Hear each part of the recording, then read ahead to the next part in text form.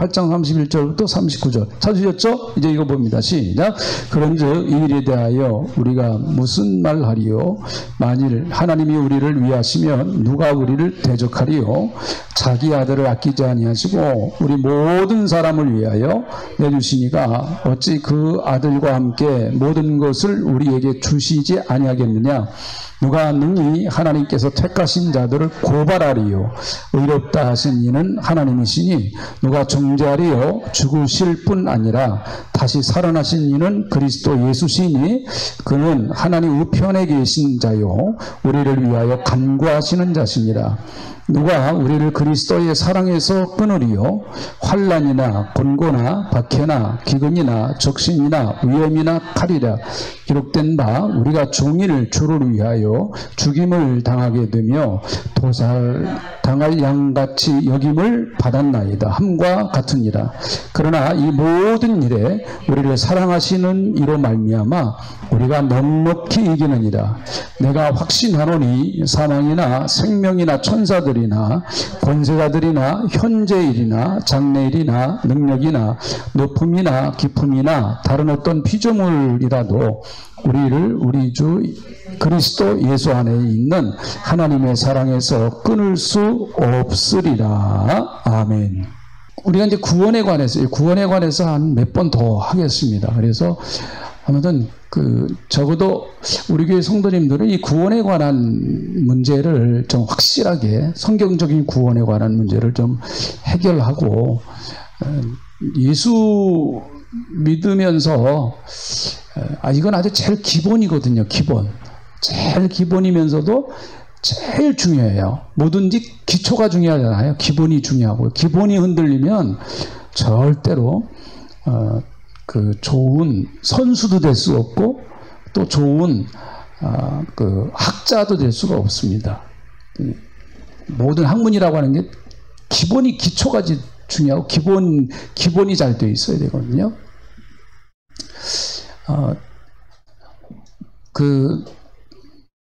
복음 침례교회에서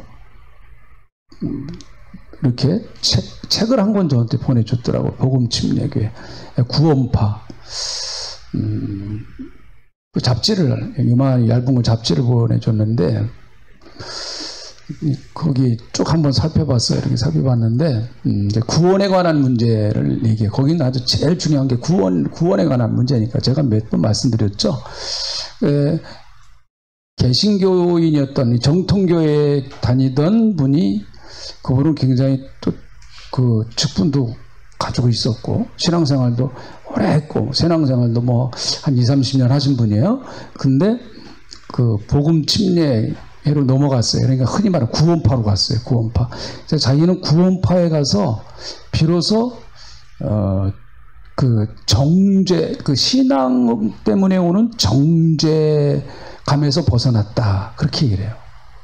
신앙에서 오는 정죄감. 우리가 죄를 지면 자꾸 마음에 정죄가 생기잖아요. 죄를 지면 자꾸 마음이 괴롭잖아요. 또 나는 죄인인데, 또 이거 어떻게 해야 되나?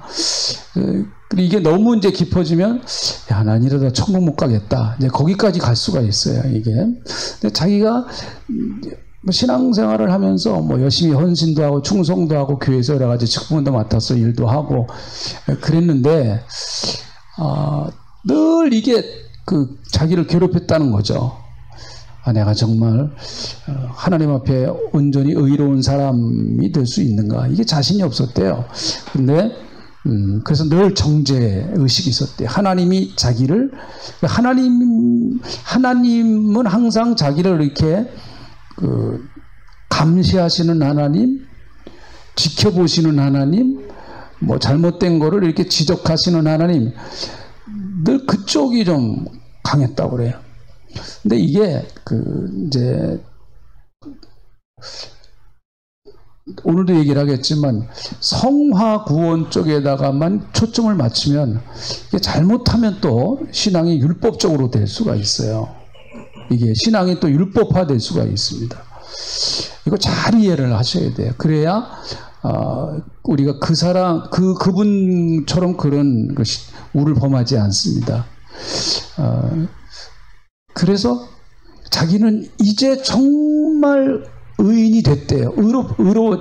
의로워졌대요. 자기는 의인이 됐대요. 더 이상 죄의 정죄함을 받지 않는 완전한 의인이 됐대요. 그러면서 로마서 8장 33절에 있는 이 말씀을 얘기를 하더라고요. 누가 능히 하나님께서 택하신 자들을 고발하리요. 의롭다 하신 이는 하나님이시니. 맞죠? 이 말씀 맞습니다. 우리도 믿어요. 그러니까 제일 이단인 것을 찾아내기가 애매한 이단이 구원파예요. 제일 애매한 이단이. 분명히 뭐가 잘못됐는데 잘못된 게 요거다라고 이렇게 딱 집어내기가 아주 애매해요. 이 구원파는요. 그런데도 분명히 비성경적이에요. 그런데도 분명히 비성경적입니다. 아예 신천지 같은 경우는 이게 너무 분명해요. 신천지 같은 경우는 너무 분명합니다. 또 그 하나님의 교회 있잖아요. 하나님의 교회도 너무 분명해요. 그 여자 하나님, 그러니까 우리가 벌써 아이고 여자 하나님 꼴값을 하고 앉았네 하면서 우리가 딱 이게 벌써 감이 오는데, 구원파는요 들어보면 비슷해요. 너무 비슷해가지고 그런데 그런가 하면서 이렇게 그분처럼 그렇게 생각할 수가 있단 말이죠. 다 그게 이제 맞는 얘기예요. 그 틀리는 얘기가 아닙니다. 여기 말씀처럼 하나님이 의롭다고 하셨기 때문에 누가 우리를 고발할 수 있겠느냐? 누구도 우리를 고발 못합니다. 정죄하지 못해요. 누구도 우리를 고발할 수가 없습니다. 그래서 이제 자기는 완전한 의인이 됐다라고 말해요. 완전한 의인이 됐다, 이렇게 말을 합니다. 근데요, 그쪽으로 가신 그분은 사실은 구원 공부를 제대로 좀 했었어야 돼요. 구원 공부를 좀 제대로 했었어야 됩니다. 네. 로마서만 보더라도 로마서 8장 앞장이 몇 장이죠? 네, 네. 지금 졸릴 시간이에요. 그래서 제가 이제 이렇게 좀 말씀을 드리는 거예요. 로마서 8장 앞장이 몇 장이요? 7장. 네, 이거 모르시면 가서 검사 받으셔야 돼요. 5장 아니에요? 뭐 이렇게 나오면 이거 이제 검사 받으셔야 돼요.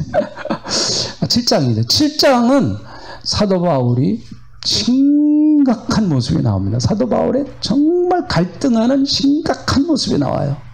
얼마나 그가 괴로웠는가 하면, 그가 얼마나 괴로웠는가 하면, 같이 한번 읽어볼까요? 7장 24절. 자, 읽어보겠습니다. 시작. 오호라, 나는 공고한 사람이로다.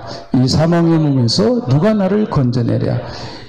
이 바울이 한 얘기거든요. 이건 바울이 예수 믿기 전에 한 얘기인가 보다. 아니에요. 예수 믿은 이후에 한 얘기예요. 예수 믿은 이후에 한 얘기예요. 그러니까 바울은 로마서 7장에서 죄 때문에 고민하는, 구원은 받았지만 이 죄 문제를 어떻게 해결할 거냐라고 하는 이 죄 문제 때문에 심각하게 고민하고 있는 그 바울의 모습이 적나라하게 나옵니다. 참 로마서 7장에 있는 게 너무 감사해요. 하나님 앞에. 뭐 성경 전체가 참 우리가 감사하지만은 저는 욥기라든지 로마서 7장이라든지 이런 게 있는 게 너무 감사해요. 참 성경에 욥기가 있다고 하는 것도 저 얼마나 감사한지 몰라요. 욥과면 우리 고난의 대명사 아닙니까? 고난의 대명사. 자, 우리가 구원은 크게 세 종류가 있다 이렇게 말씀을 드렸죠? 안 잊어버리셨죠? 자, 구원은 크게 세 종류가 있다 이렇게 말씀을 드렸어요. 하나는 칭의 구원이다. 칭의. 하나는 성화다 이렇게 말씀드렸어요. 하나는 영화 구원이다 이렇게 말씀드렸어요. 자, 칭의 구원은요 완전하는 거예요. 완전. 이건 완전한 구원이에요. 칭의 구원이 조금 더 칭의 구원이 틈이 난다, 조금 조금 더 부족함이 있다. 그러면 불완전한 거예요. 여러분 99% 완전, 99%가 완전해요. 1%가 부족해요. 완전, 부족. 이걸 전체적으로 완전한 거예요? 부족한 거예요? 전체가 뭐 완전한 거예요? 부족한 거예요? 부족한 거죠. 네, 전체적으로 보면 부족한 거예요. 완전하다는 얘기는 조금도 잘못된 것이 없고 조금도 부족한 것이 없다라고 하는 그런 얘기예요. 자, 예수 믿어서 우리가 구원받은 것은요, 완벽한 구원이에요. 믿으시죠? 네. 완전한 구원이에요. 완전한 구원. 그래서 여러분, 여러분이 또 구원받으려고 또 엉뚱한 짓 하면은요, 예수님이 그렇게 말씀하십니다. 야, 내가 이미 다 해놨어. 그렇게 예수님 말씀. 내가 이미 해놨다? 뭐 내가 다 이미 해놓은 걸 가지고 네가 또 왜 그렇게 애쓰냐? 내가 이미 다 해놨어. 내가 어떻게 해야 구원을 받을 수 있습니까? 라고 물어본다고 하면 예수님은 사도행전 16장 31절로 답을 하실 거예요. 주 예수를 믿어라. 할렐루야. 그거예요. 답이 그거예요. 그러니까 요거를 꼭 붙으셔야 돼요. 그건 완전한 거예요. 여기 나오는 이 말씀, 이 구원을, 하나님이 구원을 받으신, 하나님께로부터 구원을 받은 사람은 누구도 정죄할 수가 없어요. 넓은 의미에서도, 이거 오늘 이제 이따가 좀 제가 말씀을 드립니다. 넓은 의미에서도 더 이상 예수 믿는 사람을 정죄할 그 어떤 세력도 없어요. 하나님 앞에 정죄해봤자, 정죄는 하나님 앞에 하는 거거든요. 이건 하나님이 심판자니까. 마귀는 심판자가 아닙니다. 마귀는 심판자가 아니에요. 오직 유일한 심판자는 누구세요? 하나님이세요. 하나님만이 옳고 그름을 판단하시는 분이세요. 하나님만. 그래서 하나님만이 죽이실 수도 있고 살리실 수도 있는 거예요. 하나님만이. 이거 믿으시길 바랍니다. 예, 이걸 믿어야 사는 게 편해요. 무슨 말인지 이해하시겠어요? 이걸 믿어야 사는 게 편해요. 예, 나는 살아도 누굴 위해서? 네, 좀 약하네. 나는 살아도 누굴 위해서? 죽어도 누굴 위해서? 그렇죠. 사나 죽으나 우리는 누구의 것이라고요? 주의 것이다. 그런 찬양도 있죠. 사나 죽으나 뭐 이런 찬양, 이런 찬양이 있어요. 그러니까 이 칭의 구원은 완전한 거예요. 조금도 부족함이 없어요. 그리고 구원의 전체적인 그 구원의 주도권은 하나님이 갖고 계신 거예요. 하나님이. 그러니까 하나님이 갖고 계신 그 구원은 조금도 부족함이 없는 겁니다. 조금도 부족함이 없어요. 그래서 그런 의미에서 우리를 정죄할 자가 없다. 사탄이 아무리 여러분과 저를 하나님 앞에 정죄해도요, 하나님께서 그 얘기를 듣지도 않으시고요, 정죄하는 사탄만 혼납니다. 사탄은 마지막 날 심판받잖아요. 지옥 가잖아요. 우리를 많이 열심히 정죄해. 사탄은 정죄 전문가예요. 전문가. 아주 정죄가 취미예요. 취미. 우리가 조금만 잘못하면 하나님 앞에 막 고발해요. 하나님, 저 사람 이렇습니다. 막 고발을 해요. 하나님은 그래 나 몰랐네. 그런 큰 나쁜 놈. 하나님 그렇게 안 하신단 말이에요. 정죄 안 하시는 거예요. 하나님이 우리를 정죄 안 하세요. 그런 의미에서 우리는 완전한 의인입니다. 맞아요. 그 말이 완전한 의인이죠. 우리는 99% 의인이고 1%는 죄인이야. 이렇게 생각하면 안 됩니다. 우리는 완전한 의인이에요. 하나님이 그렇게 인정해 주신 거예요. 우리는 칭의란 말은 하나님이 그렇게 완전한 의인으로 인정해 주셨다는 거예요. 완전한 의인으로. 나는 그렇게 못했지만 하나님이 완전한 의인으로 인정해 주신 거예요. 근데 그래서 여기에는요, 이 칭의에는요, 뭐만 필요한가 하면 칭의에는요, 우리 편에서는 믿음이 필요하고요. 하나님은 어떻게 역사하시는, 하나님에게는 오로지 사랑이에요, 사랑. 이 칭의 구원을 받는 데는 다른 거 없어요. 하나님을 믿으면 돼요. 하나님 믿으면 됩니다. 이후 여하를 막론하고 하나님 믿으면 되는 거예요. 무조건 예수님 믿으면 돼요. 할렐루야. 예수 믿으면 돼요. 그러면 여기서는요, 예수를 믿어서 구원받는 사람에게 하나님이 적용하시는 법칙은 사랑의 법칙이에요. 사랑으로만 양 무조건 감싸주시고 안아주시는 거예요. 그저 사랑으로 잘못된 것도 다 덮어주고, 예수님의 십자가의 사랑으로 그냥 무조건 다 덮어주시는 거예요. 그냥 우리를 다 덮어주십니다. 여기는 하나님의 절대적인 사랑이에요. 그래서 저와 여러분이 구원받았는데 왜 구원받았느냐? 답은 하나예요. 하나님 우리를 사랑하셔서. 그렇죠? 네, 하나님 우리를 사랑하셔서 구원받은 거예요. 우리가 뭐 다른 답이 없어요. 뭐 다른 답이 나는 모태신앙이에요. 뭐 그것 때문에 그런 거 아니에요. 네, 뭐 우리 어머니가 평생 새벽기도 하셨어요. 고마운 일이지만 우리가 그것 때문에만 구원받은 건 아닙니다. 그것 때문에 구원받은 게 아니고, 이건 다른 이유가 없어요. 웬 은혜요, 웬 사랑인지 그거예요. 그 크신 하나님의 사랑 다 기록할 수 없도다. 하늘을 두루마리 삼고 바다를 먹물 삼아서 하나님의 사랑을 다 기록한다고 할지라도 그 사랑을 다 기록할 수 없다는 거예요. 다. 그래서 바울이 에베소 교인들에게, 여러분 제발 하나님의 사랑의 길이와 넓이와 높이와 깊이를 좀 아십시오. 그렇게 말해요. 하나님의 사랑의 넓이가 얼만큼이나 될까요? 누가 한번 자신 있으면 얘기해 보세요. 얼만큼이나. 그렇죠. 아유, 우리 정 권사님 한이 없다. 아유, 그렇죠. 그게 뭐 답이네요. 한이 없다. 높이도 한이 없고 재수가 없죠. 그러니까 여기는 칭의는 온전히 하나님의 사랑으로만 가능해요. 온전히 하나님의 사랑으로. 근데 문제는 태어났다고 그래서 다 되는 건 아니거든요. 태어나면 참 모든 사람이 다 기뻐해요. 태어나면 다 기뻐하고 좋아합니다. 옛날에 또 아들 태어나면 얼마나 그냥 아들 태어나면 얼마나 더 기뻐했어요. 요즘은 반대예요. 딸 태어나면 요즘은 딸 태어나야 기뻐해요. 아들 놈의 새끼들은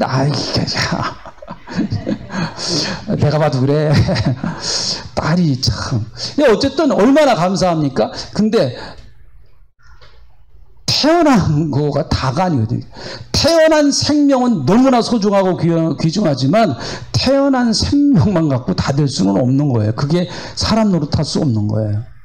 우리 신앙도 마찬가지입니다. 우리 신앙도요, 구원받아서 내가 예수 믿어서 천국 가는 것처럼 그렇게 큰 은혜가 없고 큰 사랑이 없어요. 그런데 그것이 다가 아니다 라는 얘기예요. 다가 아니다. 그래서 성화는 이거는 불완전한 구원이에요. 여기서는 불완전해요. 내 구원이 왔다 갔다 해요. 내 구원이 왔다 갔다 해요. 불완전해요. 그러니까 살려고 하니까 갓난아이가 어떻게 해요? 먹고 살려고 하니까 갓난아이가 어떻게 해요? 울지. 야, 그거 보니까 참 다행이에요. 그리고 엄마 쫓았고, 엄마 초국질 딱 갖다 대면은 그냥 쩍쩍쩍쩍쩍 하면서 다 뭐예요? 그게 아이에게는 최대 노동이라고 그러잖아요. 노동. 그래서 딱 먹고 다음에 뭐예요? 자요. 그러다 보면 커요. 신앙도 마찬가지예요. 신앙도 막 고민하고 방황하고 나 우리 그랬죠. 그죠? 여러분 저도 그랬어요. 고민하고 방황하고 내 믿음 어째 이 모양 이 꼴입니까? 어떻게 내 믿음 이거밖에 안 됩니까? 하다가 보니까 내가 벌써 어느 정도 이렇게 자라났어요. 나도 모르게 자라났어요. 그래서 예수 믿는 사람은 앞에 있는 담을 무서워하지 말고 내가 담을 뛰어넘을 수 있도록 자라라. 담 뚫으려고 그렇게 몸부림치지 마. 이놈의 담 내가 뚫어버려야지. 그것도 좋은데 그거보다 내 믿음을 확 키워버리면 담을 넘어가 버리면 돼요.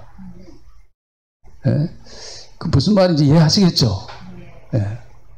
내 믿음이 자라면 돼요. 담이 있다고 한탄하고 원망하지 말고 내가 그걸 뛰어넘어 버리면 되거든요. 믿음이 성장해서 내가 뛰어넘어 버리면 돼요. 그러니까 이 성화 구원은 늘 불완전해요. 자, 오전에 제가 아브라함에 관한 얘기를 드렸죠. 아브라함에 관한 얘기를 말씀드렸습니다. 아브라함이 애굽에 내려가, 자, 아브라함 보세요. 아브라함은 갈대아 우르에 살았습니다. 거기 우상이 도시예요. 갈대아 우르에서 떠나는 것이 구원의 출발이에요. 자, 갈대아 우르에서 가나안 땅으로 옵니다. 이제 하나님 약속하신 땅이니까 가나안 땅으로 왔는데, 자, 자기 힘으로 떠난 것 같아요. 자, 우리 사도행전 한번 보시죠. 사도행전 7장. 사도행전 7장입니다. 하나님께서 아브라함에게 너는 내 아베 친척, 일가 친척을 집을 떠나라. 일가 친척의 집을 떠나라. 그렇게 말씀하세요. 내가 지시할 땅으로 가라. 그렇게 말씀하세요. 아브라함은 그 말씀에 순종해서 떠났어요. 그 대단한 믿음이라고 볼 수 있겠죠. 참 굉장한 겁니다. 7장 1절부터 자, 제가 보겠습니다. 대제사장이 이르되 이것이 사실이냐.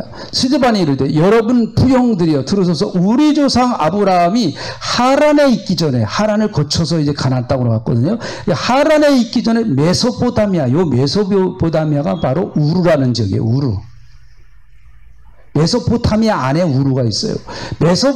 메소포타미아 문명, 우리가 그래 4대 문명 중에 하나죠. 메소포타미아 문명. 그러니까 아브라함은요 참 좋은 데 살았어요. 그냥 메소포타미아 갈대아 우르에 살았습니다. 그때 영광의 하나님이 그에게 보여줬어요. 그러니까 아브라함이 하나님을 찾은 것이 아니고 영광의 하나님이 그를 찾아오신 거죠. 그렇죠. 네. 구원의 주도권이라고 하는 것은 항상 내 편에 있는 것이 아니고 하나님 편에 있는 거예요. 하나님이 시작하셨어요. 한번 따라합시다. 구원은 누가 시작하셨다고요? 하나님이 시작하셨어요. 그러니까 여러분 감사한 거예요. 네. 하나님 편에서 시작하죠. 그래, 자 보세요. 영광이 그에게 보여 이르시되 내 고향과 친척을 떠나 내가 내게 보일 땅으로 가라. 그렇게 말씀하셨어요. 자, 4절 같이 읽어봅니다. 4절 자 읽어봅니다. 다 같이 읽어보죠. 시작. 아브라함이 갈대아 사람의 땅을 떠나 하란에 거하다가 그의 아버지가 죽음에 하나님이 그를 거기서 너희가 지금 사는 이 땅으로 뭐 했다고요? 옮기셨느니라. 옮기셨어요. 옮겨놔 버리셨어요. 하나님이. 자기가 결단하고 자기가 움직인 것 같은데 아니에요. 성경은 하나님이 옮겨놔 버리셨다고 그런 거예요. 구원이라고 하는 건 그거예요. 여러분, 그 예수 믿고 얼마 좀 믿음이 부족할 때는 다 내가 예수 믿고 내가 다 뭐 교회 나오고 다 내가 한 것 같아요. 그러나 지금도 그러세요? 그렇게 생각하세요? 지금도요? 어때요? 지금도 그렇게 생각하십니까? 아니죠. 그러니까 이상해요. 내가 왜 여기에 와 앉아있나? 가끔은 그런 생각도 들어요. 가만있어. 내가 여기 왜 이렇게 와서 앉아있을 사람이야? 아닌데 내가 어떻게 여기에 앉아있지? 네.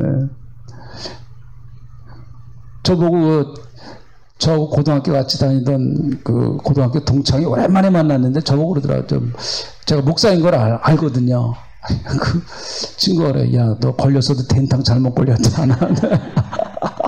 그래요.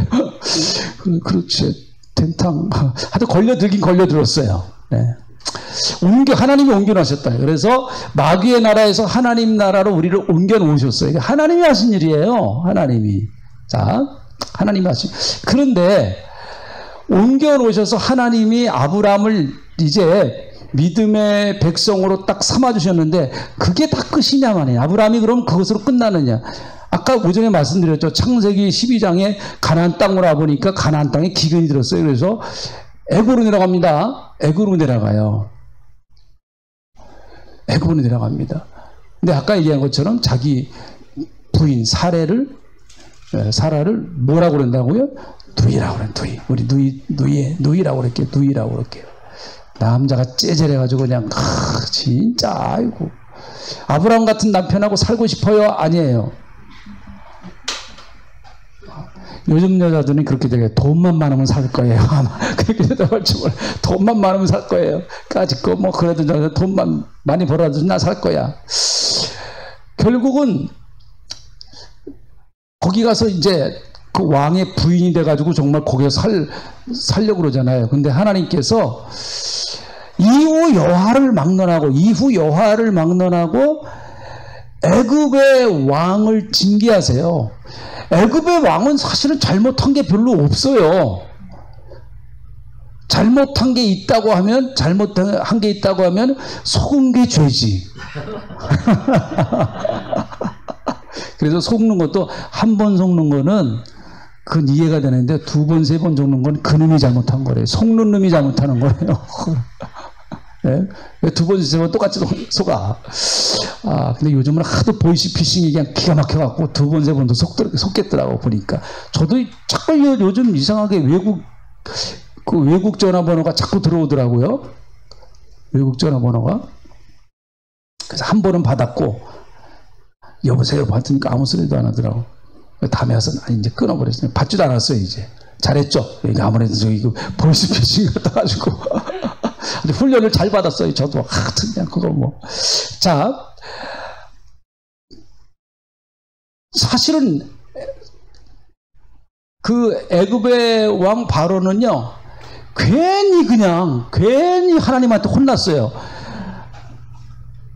이거 뭐 괜히 그냥 애굽 왕 바로는요, 후처가 한 명일까요? 두 명일까요? 몇 명일 것 같아요, 후처가? 후궁이 몇 명일 것 같아요? 애굽 왕 바로는. 성경에 안 나와. 3명 더 될 것 같아요? 내가 볼 때는 100명도 더 될 것 같아요.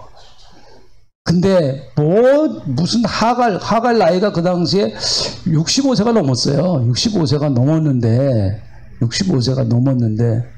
뭐 그 나이에 하여튼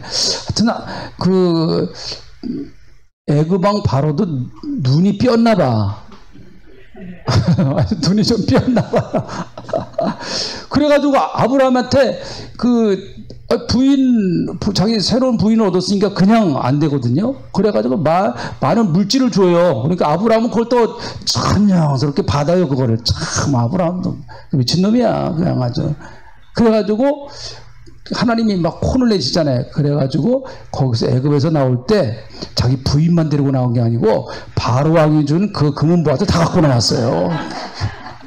사람 돈 버는 거 간단해. 부인이 예쁘면 사람 돈 버는 거야, 그냥. 그러니까 또 여자분들이 많으신데 이것도 괜히. 우리 김 지사님, 우리 홍 지사님 뭐가 잘 안 되면은요, 그분이 좀 생긴 게 좀 현찮아, 그렇게 생각하면 돼. 돈을 많이 못 벌었죠. 근데 우리 또 정무사님도 할 얘기가 많을 것 같아. 자, 하나님께서 그 다음에 자세한 얘기는 성경에 어떻게 세세한 얘기를 다 기록해 놓겠어요. 아브라함은 분명히 완전한 구원을 받았습니다. 완전한 구원을 받았어요. 그러나 아브라함이 하나님의 백성으로서 거룩하게 살아가는 성화를 이루는 데는 굉장히 불완전해요. 이게 우리의 모습이에요. 지금 우리의 모습이에요. 그러니까 여러분 너무 실수하고 그런 것들 때문에 너무 그렇게 죄의식 가지면 안 돼요. 너무 죄의식을 가지면 사탄이 들어옵니다. 그래서 사탄이 들어와서 지나치게 죄의식을 갖게 만듭니다. 그냥 회개하면 되는 거죠. 하나님 잘못했습니다. 제가 다시 새롭게 하겠습니다. 그럼 하나님이 다시 붙잡아 주시죠.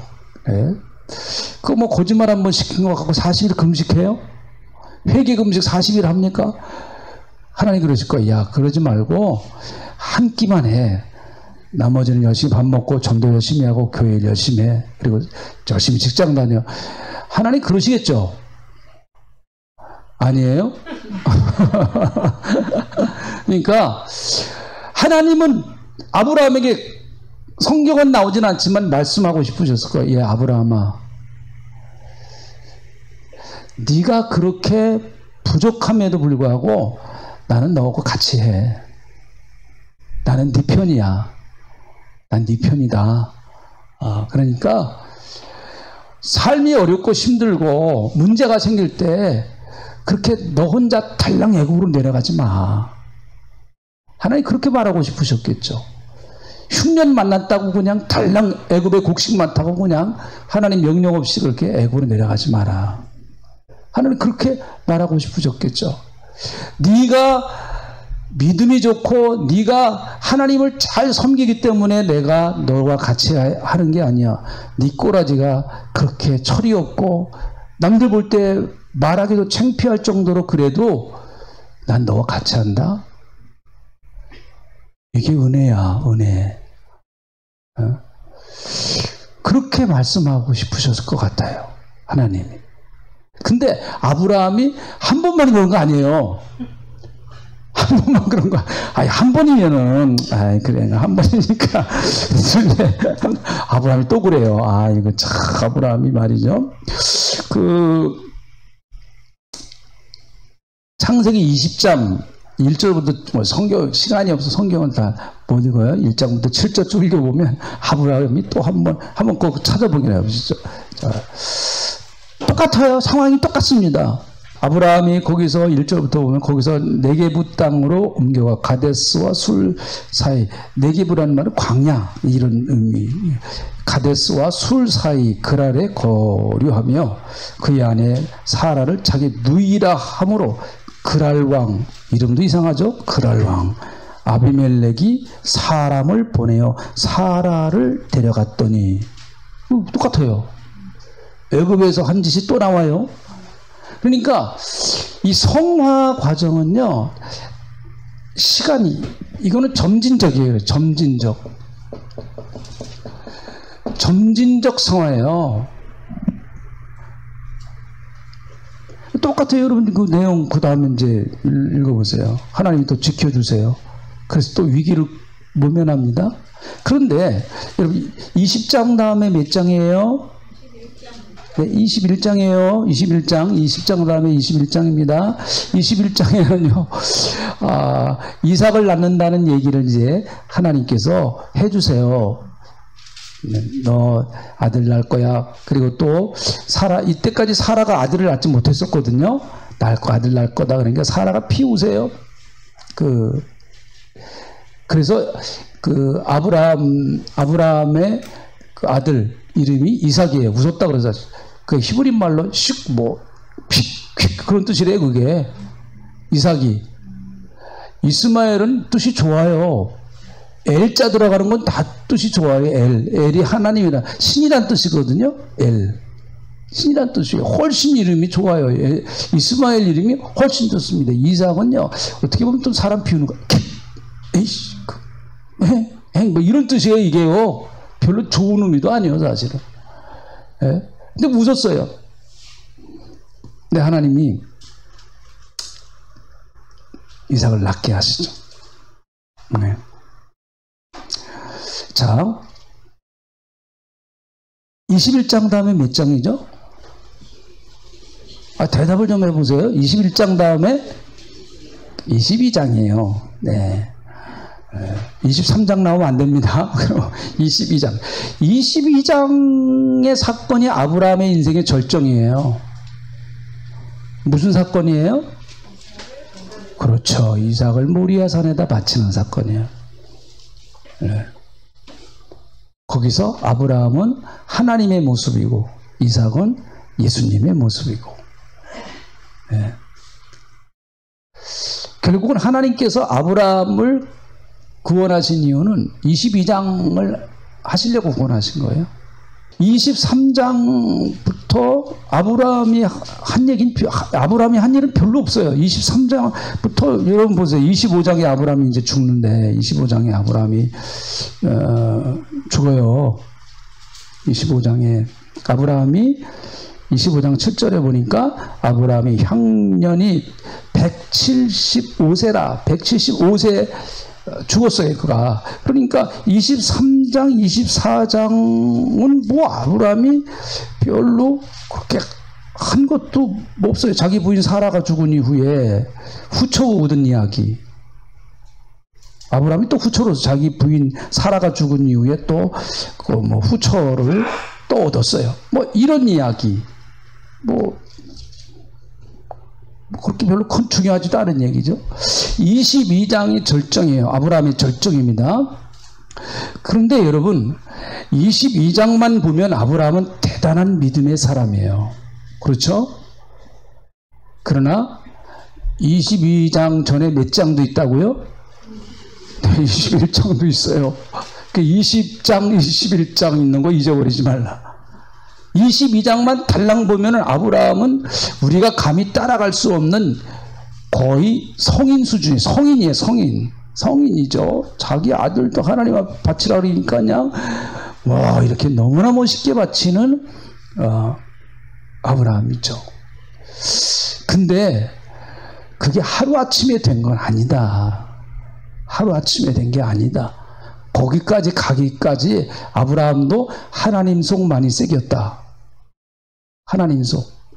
그러니까 분명히 하나님께서 내 자손을 통해서 내가 창대케 할 것이다 그랬는데 이스마엘 후초 얻어갖고 이스마엘 낳았잖아요. 10년도 기다려 10년 기다리고 10년 기다려서 10년 자식이 없으니까 후초 이름이 뭐예요? 하갈 데려다 놓고 이스마엘. 나중에 그것 때문에 얼마나 속을 썩는 얼마나 아주 고통을 당하는지 아브라함이 창세기 읽어보면 나오잖아요. 그런 것들이 다 22장 전에 나오는 사건이에요. 전에 나오는 사건. 그러니까 성화의 과정은 불완전해요. 그래서 성화는 완성이 없습니다. 어떤 사람도 나는 성화 구원 다 이루었다. 여러분 칭의 구원은 완전한 거예요. 칭의 구원은 완벽한 겁니다.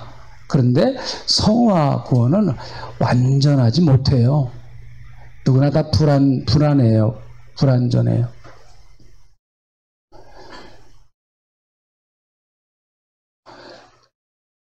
하나님은 이 성화 구원에서 자 여기 보세요. 칭의 구원은 하나님이 그 사람을 대하실 때 사랑을 주도적으로 해서 사랑으로 돼요. 사랑만 막 가지고 쏟아부어 주세요. 사랑으로 그냥 막. 그래서 여러분 요때 첫 은혜 받는 거거든요. 요때 이게 첫 은혜예요. 구원받은 거 정말 감격하고 구원받은 은혜 깨닫고 이게 진짜 은혜 중에 첫 은혜죠. 감격. 나 같은 죄인 구원해 주셔서 너무 감사합니다. 할렐루야. 감사합니다. 그래요. 어떤 분은 제 간증을 들었는데요. 그분은 진짜 언제 한번 얘기 들었나? 여러분 그 집에서 세수하면 쓰는 수건 있잖아요. 고만한 수건을 아예 가방에다 넣고 다녔대요.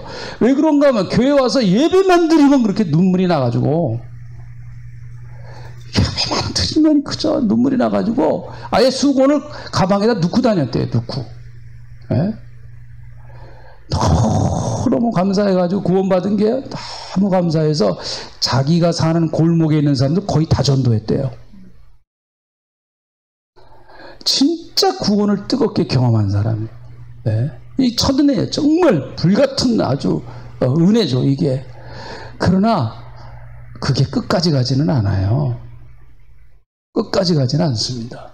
그게 정상이에요. 끝까지 안 가는 게 정상. 끝까지 안 가는 게 내 믿음이 떨어져서 안 가는 게 아니고 그게 정상이에요. 정상입니다. 우리가 살아가는 데 있어서요. 살아가는 데도 마찬가지입니다. 살아가는데 맨날 뷔페 가서 먹습니까? 맨날 뷔페 가서 나는 삼시세끼 뷔페 가서 먹는다. 손 들어보세요. 그런 분. 나 좀 데리고 가요. 네? 난 삼시세끼 뷔페 가서만 먹는다. 그럼요. 그런 분은요. 제가 예견하건대, 예언은 아니고 예견하건대 10년, 20년 지나면은요. 고혈압 오고 당뇨 오고 각종 성인병 오고 그럴 확률이 상당히 높아요. 누가 해주는 밥 먹어야 제일 안전하죠? 예? 집밥, 맞아요, 집밥.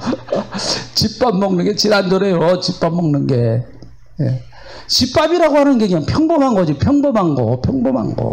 그러니까 여러분, 이 성화 구원에서는 대부분 다 평범한 일상이에요, 일상 속에서 어떻게 우리가 하나님의 은혜 가운데 살아갈 거냐, 그 훈련을 하는 거예요, 그 훈련을. 이 성화 구원이라고 하는 것은. 자, 성화 구원에서 하나님이 하시는 방법은 이래요. 사랑, 그리고 공의. 하나님은 사랑만 가지고는 하시지 않습니다. 여기 와서는요, 하나님이 공의롭게 대하세요. 다시 말하면 여러분, 이 성화 구원에서는요, 우리가 잘못된 길로 나갈 때 하나님은 사랑으로만 오야 오냐 잘했네, 어이구 그래, 어이구 잘했네 하면서 궁둥이 탁탁 두들겨주고 안 그럽니다. 하나님 절대로 그러시질 않아요. 여기 와서는 하나님이 잘못된 길로 나가고, 그리고 잘못된 길로 나가고 하나님이 원하시지 않는 길로 나갈 때 하나님은 공의롭게 대하기를 시작하십니다. 공의롭게 대하기 시작하세요. 그래서 여러분, 죄를 짓고 불순종하면 여기서 찾아오는 것이 뭔가 하면 징계가 차요. 징계. 하나님 반드시 징계하십니다. 자, 히브리서 12장. 히브리서 12장. 자, 보세요. 5절부터 12절까지. 13절까지 읽어봅니다. 시작.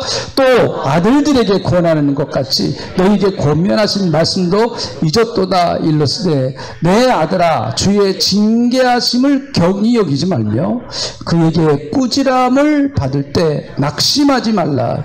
주께서 그 사랑하시는 자를 징계하시고 그가 받으시 아들마다 채찍질 하심이니라 하였으니 너희가 참음은 징계를 받기 위함이라.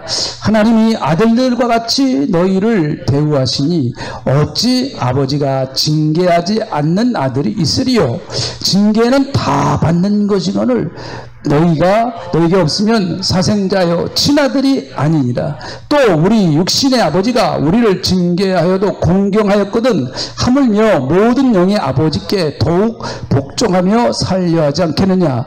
그들은 잠시 자기의 뜻대로 우리를 징계하였거니와 오직 하나님은 우리의 유익을 위하여 그의 거룩하심에 참여하게 하시느니라. 무릇 징계가 당신은 즐거워 보이지 않고 슬퍼 보이나 후에 그로 말미암아 연단받는 자들은 의와 평강의 열매를 맺느니라. 그러므로 피곤한 손과 연약한 무릎을 일으켜 세우고 너희 발을 위하여 곧은 길을 만들어 저는 다리로 하여금 어그러지지 않고 고침을 받게 하라. 네, 뭐 쭉 읽어보면 뭐 말씀 그대로예요. 그냥 그 징계야, 반드시 징계가 있어요, 여러분.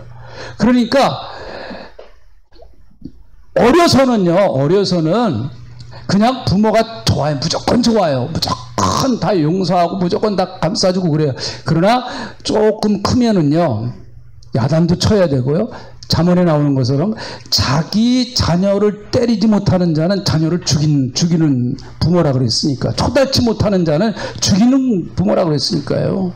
하나님은 여러분 우리를 사랑하시기 때문에. 자, 그런데 이 공의의 바탕은 사랑이에요. 사랑. 공의의 바탕은 사랑. 사랑을 근거로 한 공의예요.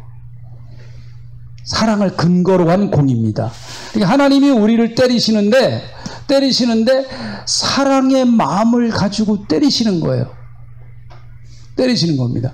저는 지금도 저희 아버님께 감사한 것이, 제가 어렸을 때 저희 아버님은 제가 잘못하면 꼭 회초리를 때리셨어요. 회초리. 뭐 이런 데라도 뺨따구라든지 이런 데 안 때리셨어요. 난 그게 참 감사하다고 생각해요. 이 사실 인격적인 모독이죠. 아무리 자식이라도 뭐 이런데 머리 때리고 막 이러면은 인격적인 뭐 발로 막 차고 막 그러면 안 되잖아요. 꼭 회초리를 가지고 회초리 맞아서 회초리를요.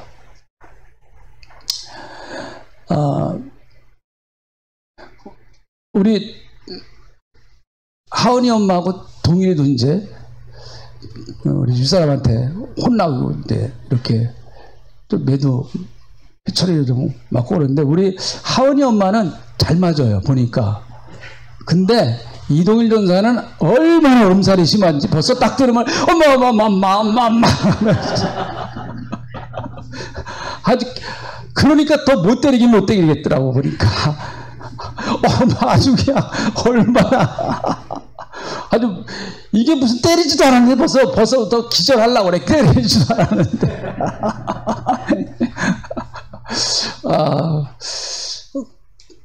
반드시 때립니다. 하나님이요. 그래서 대부분 보면 이건 무슨 법칙은 아니지만 대부분 보니까 그래요. 우리가 하나님께 자꾸 범죄하고 불순종하면 1차적으로 하나님의 경고장이 뭔가 하면 내 마음속에 기쁨이 없어집니다. 딱 기쁨이 떠나가요. 내 마음속에요. 평안이 떠나가고 기쁨이 떠나가요. 그리고 기도문이 막히고요. 근데 요거는 약한 거예요. 요거는요. 약한 거예요. 그래도 또 하나님이 경고장을 보내셨는데 그래도 지 고집대로 나가고 말을 안 들으면 하나님은 이제 주위에 환경을 치시기 시작하십니다. 환경을 치세요. 하는 사업을 치시든 물질적으로 자꾸 그냥 어려움을 주시든 자꾸 하나님이 그렇게 사인을 보내시는 거예요. 사인을. 그래도 말을 안 들으면 하나님은 이제 몸에다가 손을 대기 시작하십니다. 하나님. 자, 이런 법칙이 성경에 나오는 절대적인 법칙은 아니에요. 근데 제가 신앙생활을 하면서 보니까 그렇게 좀 비슷하게 가는 것 같더라. 마지막은요. 마지막 하나님이 하시는 거는 그거예요. 끝까지 고집부리고 구원을 받았어요. 근데 끝까지 고집부리고 자꾸 말씀에 불순종하고 자꾸 마음대로 나가고 죄짓고 방탕하고 그러면요. 하나님은 육신의 생명을 거둬가십니다. 육신의 생명을 거둬가세요. 그게 하나님 마지막 방법이에요. 마지막 방법입니다. 자, 고린도 전서 한번 볼까요? 사실 이런 말씀들은 굉장히 얘기하기가 참 조심스러운 말씀 가운데 하나죠. 그래서 평소에는 잘 안 합니다. 이거는요. 그러나 성숙한 사람은 여러분 그래서 여기서는 성숙을 원해요. 하나님께서 성숙을. 하나님이요 사랑하신다고 그러죠. 사랑에 매요. 사랑하시니까 하나님이 손을 대시는 거예요. 사랑 안 하면 하나님의 제일 무서운 징계는 하나님 무관심이에요. 가도 죽든 말든 하나님이 관심 꺼버리시는 거예요. 그게 로마서 1장에 나와요. 하나님의 무관심, 관심이 없어요. 하나님. 때리는 건 맞는 건 감사한 거예요.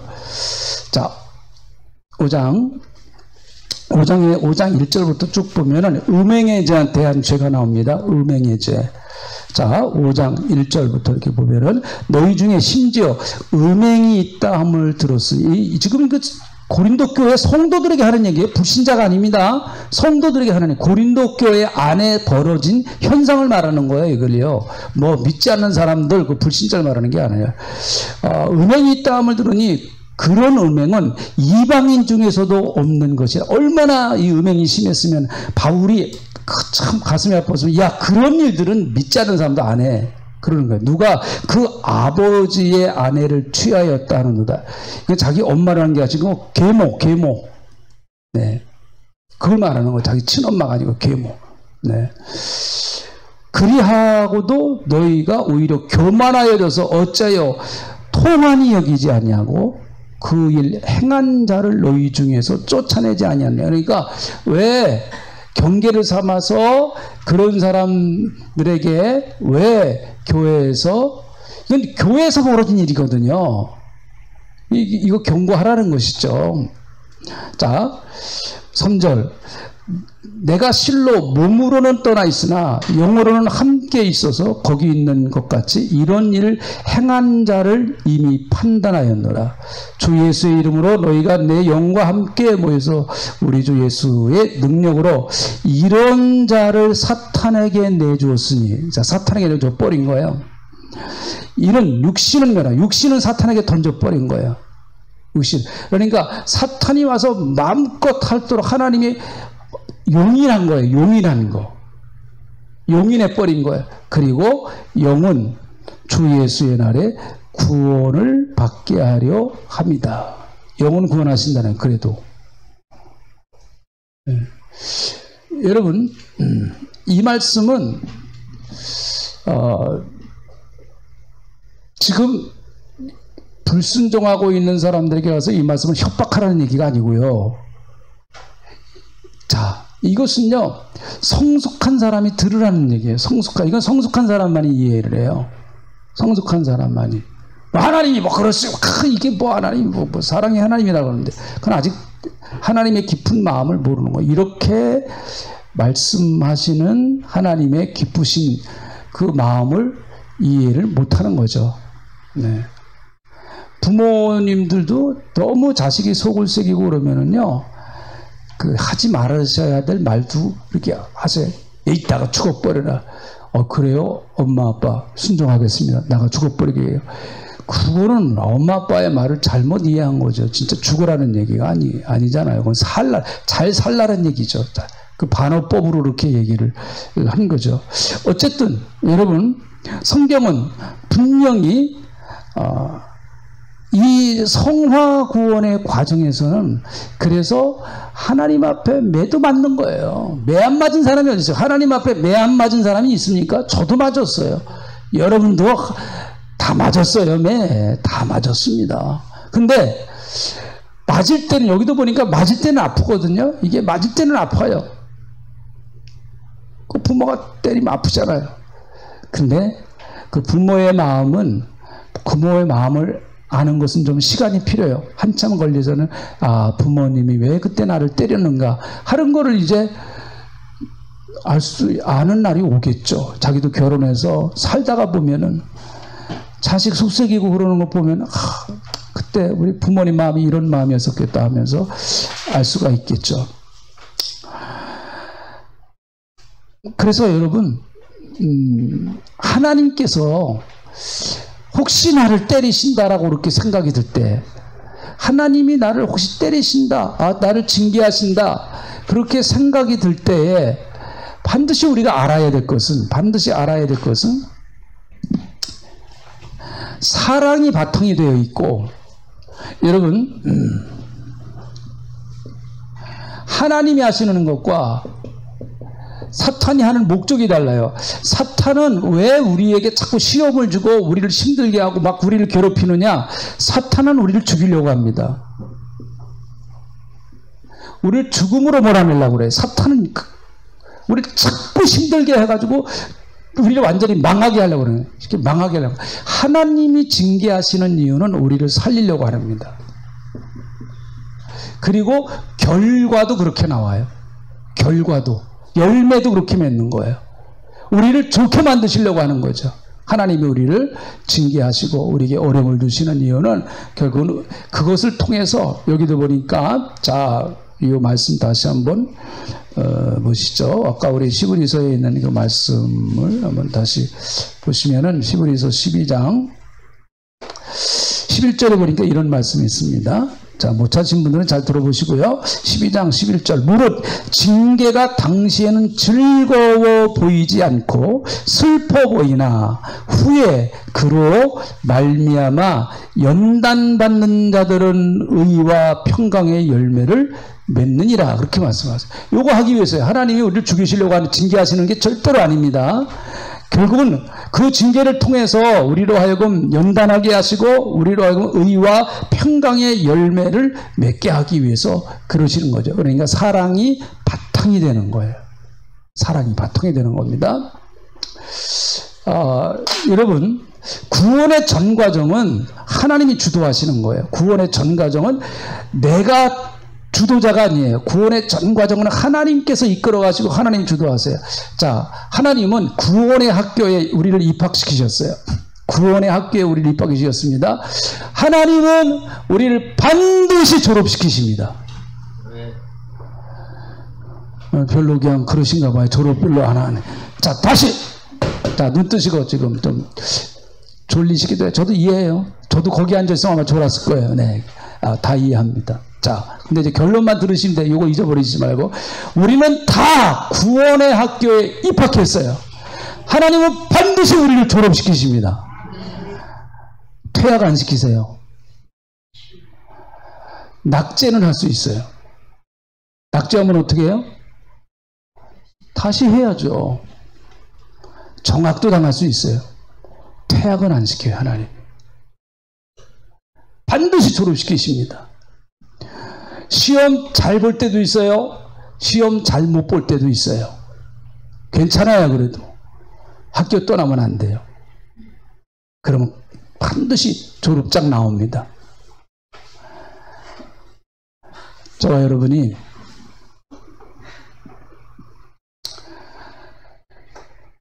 이 구원의 문제에 있어서 절대로 흔들리지 마시고, 내가 하나님 손 붙잡고 있는 것이라 하나님이 내 손 붙잡고 있다. 할렐루야. 끝까지 붙잡고 있다.